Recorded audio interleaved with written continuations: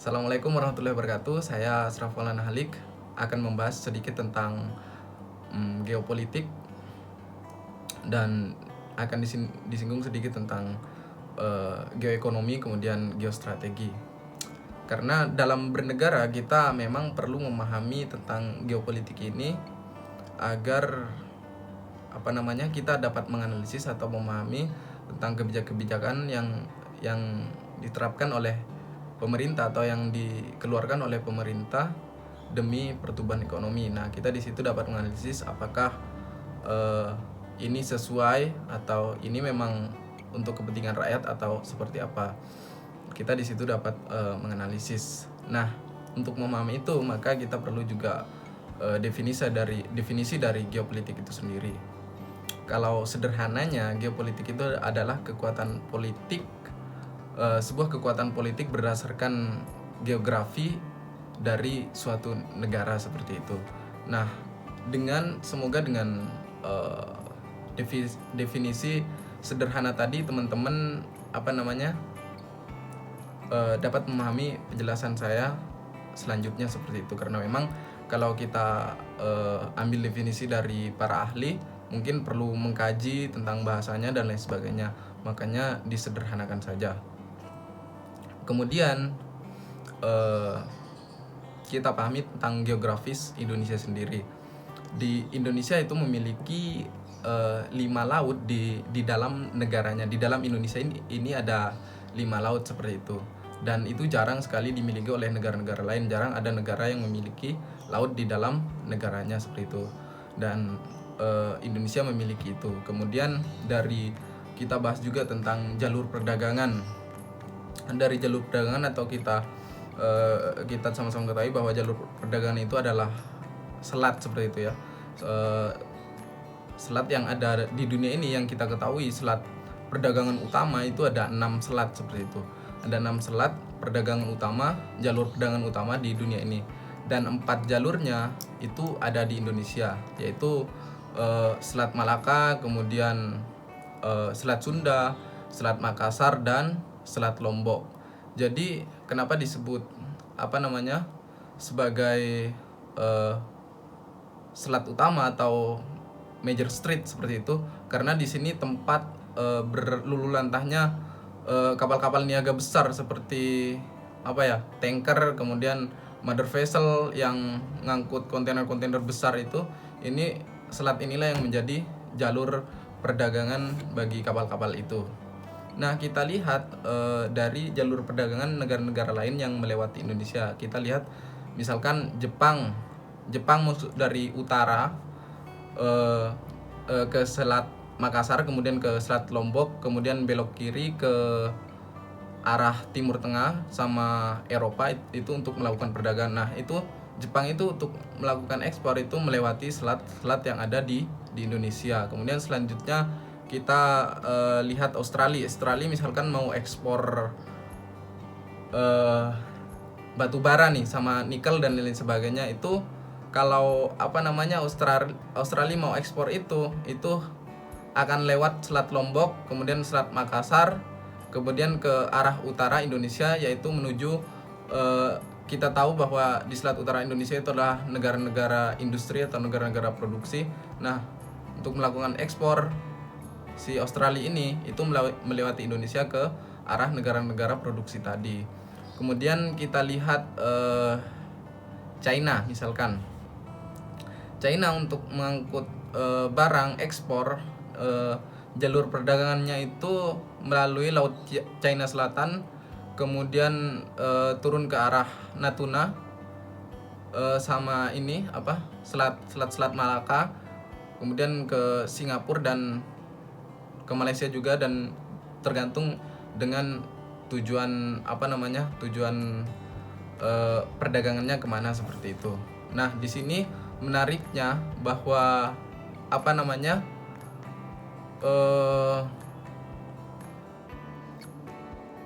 bahwa China ini itu sangat membutuhkan Selat Malaka seperti itu. Selat Malaka itu adalah sebuah jantung dari perdagangan jalur perdagangan China itu sendiri. China menyebutnya sebagai Malacca Dilemma. Nah, itu perlu kita ketahui bahwa sama-sama kita sadari bahwa ternyata di balik konflik antara Indonesia dan Malaysia, antara kita dan Malaysia yang tidak pernah akur, sering konflik, itu karena by design dari China agar Indonesia ini tidak bisa kompak dengan Malaysia seperti itu. Misalkan dari segi sport gitu, dari sepak bola kita selalu konflik, kemudian dari dibuat konflik semacam klaim budaya dan lain sebagainya. Kemudian banyak sekali konflik kita ke Malaysia seperti itu. Nah, kenapa kemudian kita tidak selalu dikasih konflik gitu, konflik yang sudah direncanakan oleh China? Itu karena memang ketika Malaysia sama Indonesia ini bersatu kompak, maka Selat Malaka akan diapit sehingga atau bahkan ditutup, sehingga China akan mengalami kerugian besar akibat dari penutupan Selat Malaka tersebut, sehingga ekonomi China sendiri itu kan hancur, yang kita sama-sama sebut bahwa raksasa China itu adalah raksasa ekonomi seperti itu. Nah, itulah kalau kita kaitkan itu yang disebut dengan geopolitik sama geostrategis, karena karena memang China ini sudah merancang strategi itu, merancang politik semacam itu untuk melancarkan perdagangannya seperti itulah yang saya sebutkan tadi adalah contoh-contoh dari geopolitik seperti itu. Kemudian kita kembali ke Indonesia seperti itu. Kita kembali ke Indonesia. Banyak sekali kebijakan-kebijakan yang berkaitan dengan geopolitik di Indonesia ini. Teman-teman juga dapat cari di bermacam media dan lain sebagainya. Tapi yang menarik kita soroti saat ini yang masih berlangsung atau belum selesai seperti itu, tentang perpindahan ibu kota seperti itu, atau IKN, ibu kota negara baru gitu, ibu kota negara baru. Ini wacana perpindahan ibu kota dari Jakarta ke Kalimantan itu diwacanakan oleh Presiden Jokowi akan memberikan dampak pertumbuhan ekonomi yang besar seperti itu. Kemudian untuk menghilangkan yang dinamakan mindset Java sentris menjadi Indonesia sentris, dan juga alasan perbedaan ibu kota itu katanya untuk melancarkan hubungan antara Indonesia dengan negara-negara industri lainnya di sebelah utara sana. Kemudian untuk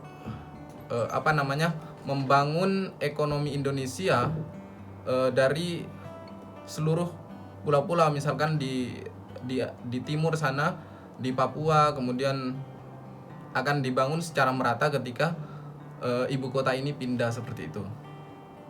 Tetapi di sini tugas kita di sini adalah menganalisis dengan kemampuan kita sendiri. Nah, coba kita lihat bahwa apakah benar ketika kita analisis, apakah benar perpindahan ibu kota ini akan memberikan dampak yang besar terhadap pertumbuhan ekonomi.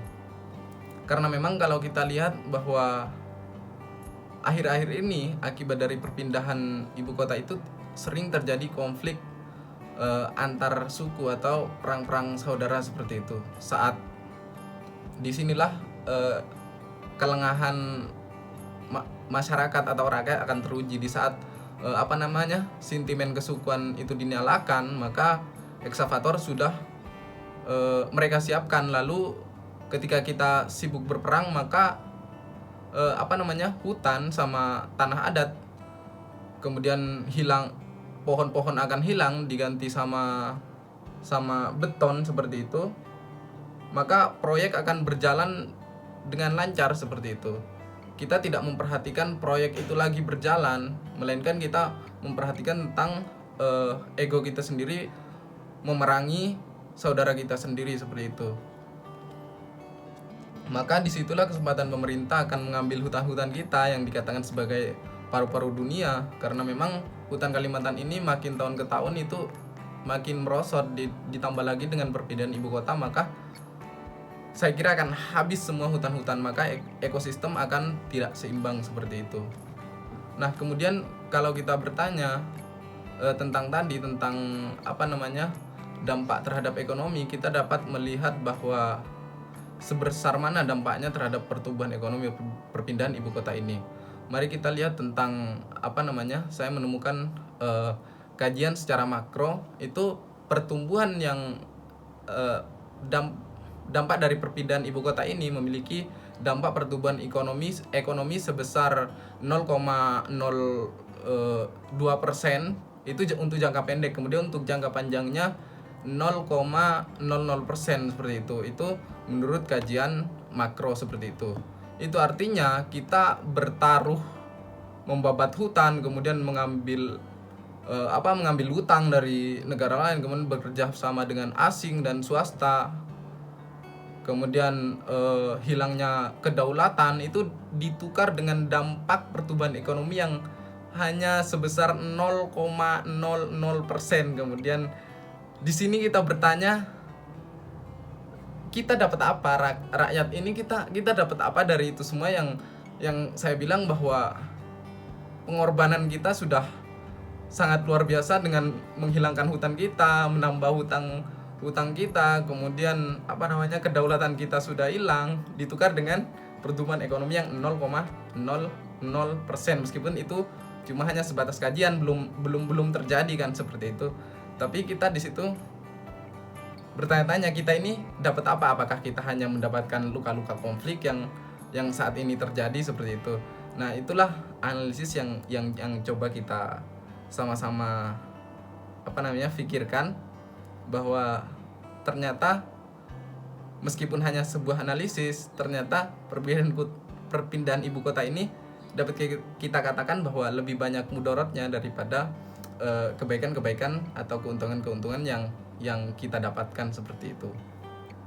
Nah, itulah mungkin, semoga teman-teman bisa memahami dengan definisi tadi yang sudah saya sampaikan, kemudian dari contoh-contoh negara yang melakukan geopolitik dan geostrategi tadi seperti China mengadu domba Indonesia dan Malaysia untuk melancarkan perdagangannya. Kemudian tadi di Indonesia sendiri sudah terjadi tentang perpindahan ibu kota, itu merupakan strategi Presiden Joko Widodo untuk meningkatkan pertumbuhan ekonomi katanya.